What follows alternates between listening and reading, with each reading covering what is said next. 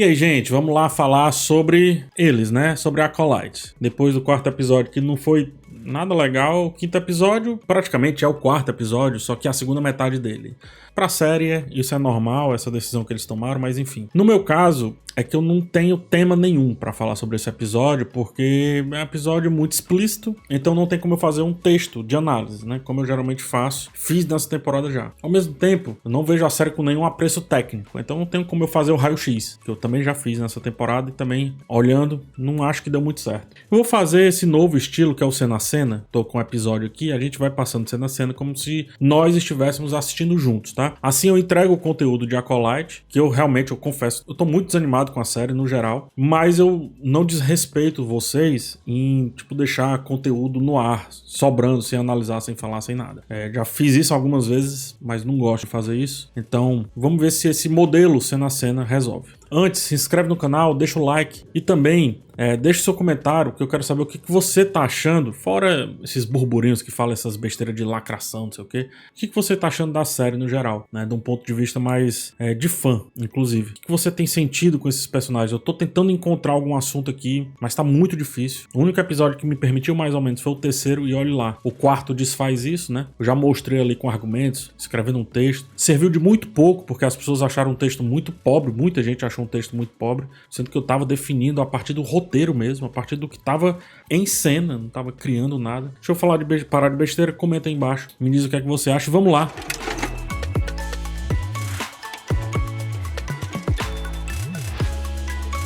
Primeiro episódio, super granulado, estranho, viu? Essa câmera que eles estão utilizando, né? Episódio granuladozão, difícil de ver muita coisa aqui no episódio. Mas a gente começa com a Osha desacordada e os Jedi que já foram destruídos aqui nessa empreitada do Qimir, que é revelado aí como sendo o grande vilão dessa história, né? A gente só vê por muitas vezes os sabre de luz girando e o Qimir, ele vai... Qimir é o Sith Tooth, que o pessoal tá dizendo, que é o Sith dentinho. O pessoal tá chamando assim ele.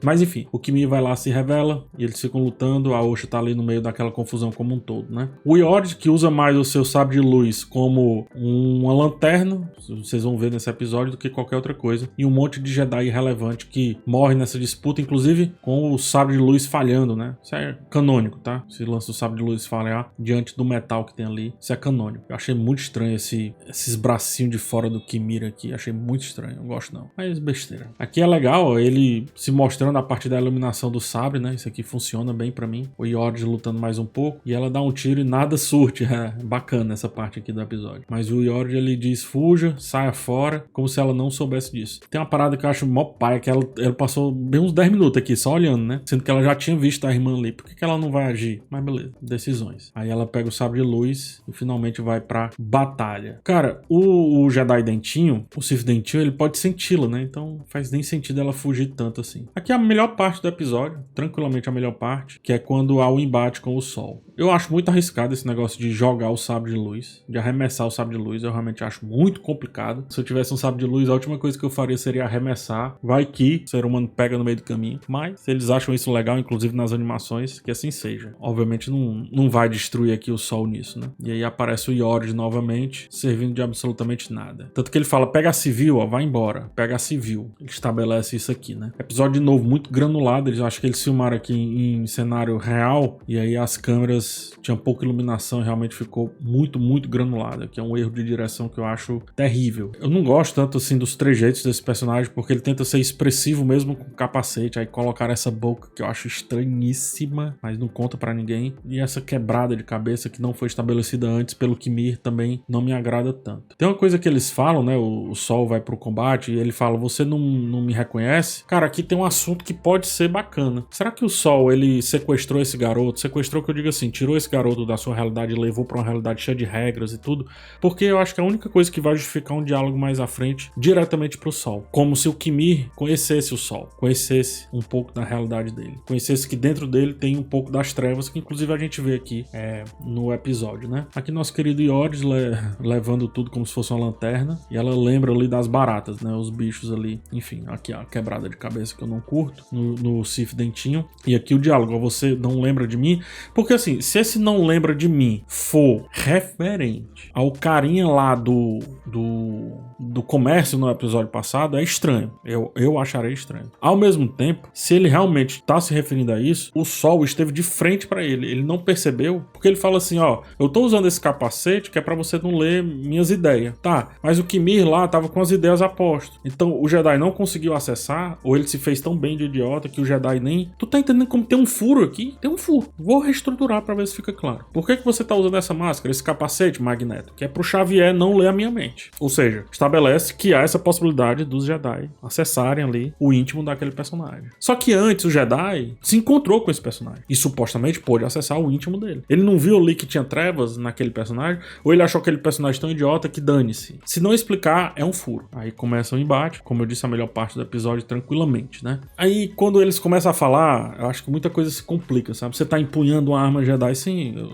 ele sabe. É justamente por isso, né? O diálogo, nenhum diálogo consegue propriamente, sabe, chegar no ponto. Aqui eu também acho que tem outro problema, porque vamos lá, a Jack chega aqui, né, pra combater com a May, cara, mas foi estabelecido que a May saiu de igual com uma mestra, a Indara. Essa personagem é melhor do que a Indara? Porque se for, meu amigo, a personagem da Karen Moss é um dos piores Jedi que tinha disponível ali pra fazer aquela cena inicial, né? Porque ela consegue ir muito bem contra a May, tanto que prende ali, beleza, depois a May consegue retrucar, mas assim, ela vai...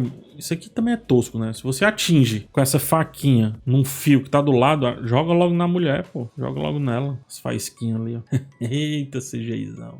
Mas enfim, seguindo a luta intercalada aqui, eu até gosto mais da personagem da Padawan nesse episódio, tá? Pena que ela morre, né? Mas que bom que o Yord morre também. Ele fala que treinou May, aí que mestre esconde seu próprio rosto, né? É o que diz aqui. Seu próprio rosto do seu pupilo. No que ele devolve. E você não me diz você, ele fala. Ou seja, você não sabe por que eu faço isso? O que o Sol tem que ainda não revelou, né? Acho que é o grande lance aqui dessa questão. Mas eu volto a esse furo do Sol não conseguir ler no Kimir, lá no segundo episódio, dessa possibilidade dele ser o vilão dessa história. Aí prossegue na lutinha. Nosso querido Jedi aqui continua apenas usando o sabre para iluminar os seus caminhos. Poético, de certa forma. E aqui dá o fato de que é muito difícil lutar contra ele porque ele não segue as regras de combate. Então não siga as regras de combate também. E é mais ou menos isso que o Sol faz, né? Como ele não tem método, ele luta contra o Sif Dentinho não seguindo as regras. Estabelecer isso é muito estranho. E ela aceitar tranquilamente sair dali, porque a Osha tava ali, né, cara? Então se ela foi por um objetivo, não faz sentido ela sair de bom grado facilmente, como aqui tá mostrando. E finalmente a Jack consegue prender a jovem May, mostrando que a Jack é melhor do que a mestra Indara. Faz sentido? Não. Aqui demonstra também que o Sif Dentinho, ele não consegue entender muitas regras dos Jedi, porque ele chama a Jack de Jedi, né? Sendo que ela é uma Padawan. Ó, ela é uma aluna leal, ele fala, aprenda com ela que ela é uma Jedi. E aí o sabre de luz, quando dá ruim, ela ativa os dois sabres de luz, que fica um momento bem massa velho, que eu curti bastante.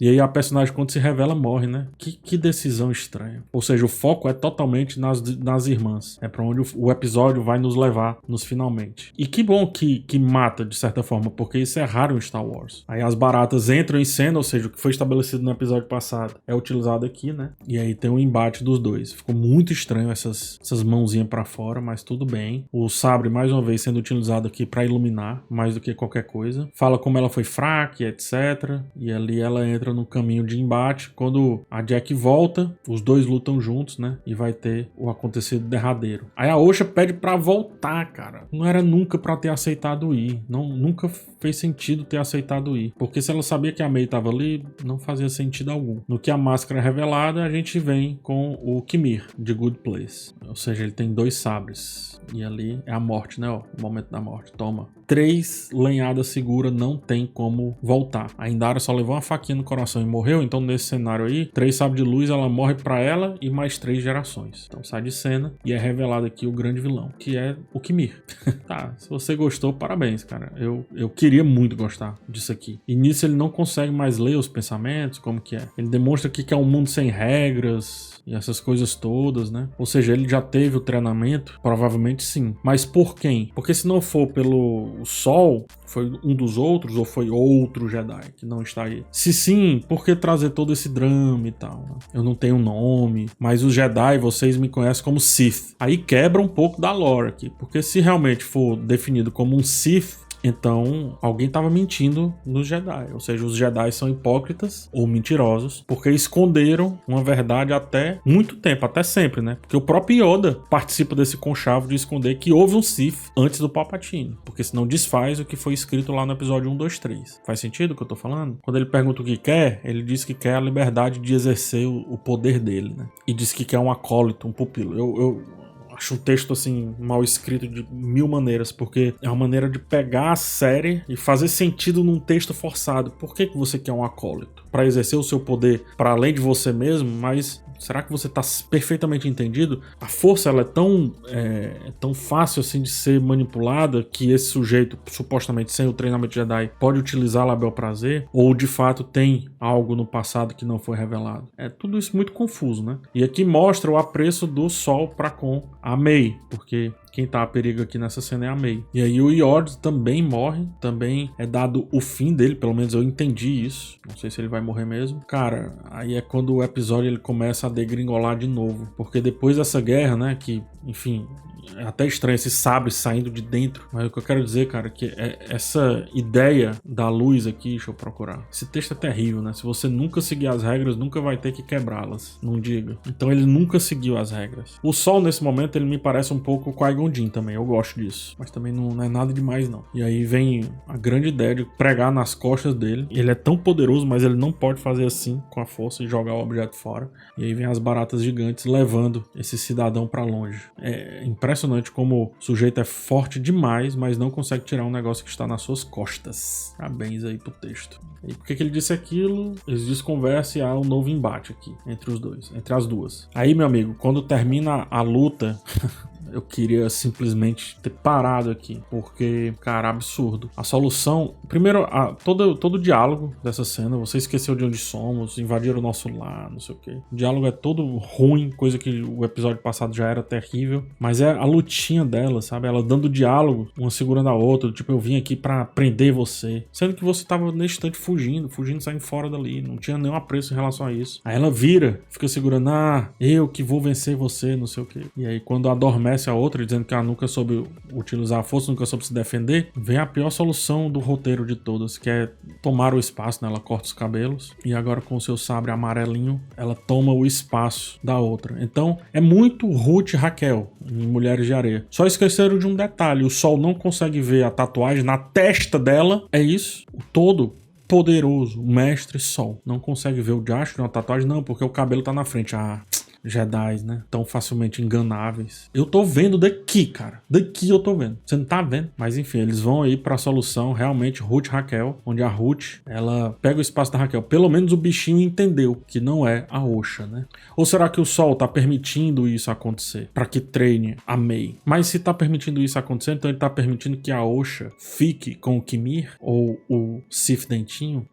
Não sei não, viu, cara? Tudo isso é muito estranho. Mais do que isso, cara. Ele tem que estar ciente do que está acontecendo. É necessário o Sol estar entendendo isso aqui que está acontecendo. Porque senão vai por terra algo que foi estabelecido nesse episódio. Nesse episódio. Que é o lance do fulano usar o capacete, né? O Magneto usar o capacete, porque o Sol Xavier irá ler os pensamentos dele. Ele não vai ler os pensamentos dela para saber que ela não é Osha, ou ele está permitindo. E de novo, se está permitindo então que a outra fique com o lado do mal, é isso? Bom, vamos esperar os 2 próximos episódios, mas assim, os 2 próximos episódios tem muita coisa para resolver pra fazer esses 2 últimos episódios fazerem muito sentido. Dá pra fazer? Dá. Dá pra resolver? Dá. Que é a tatuagem, né? Mas assim, é um trabalho grande que vai ter que ser realizado aqui. Grande. Direção de Alex Garcia Lopes, pra mim é uma das piores direções da temporada, junto com o episódio passado. Mas sempre o pior vai ser o texto. Sempre. Que roteiro terrível. Meus finalmente aqui é que eu acho que, primeiro, que esse episódio não é um episódio, ele é uma parte 2. Tudo deveria estar no episódio passado. Tem um episódio de 1 hora aí, em vez de 2 episódios de 30 e poucos minutos. Acho que faria até mais peso.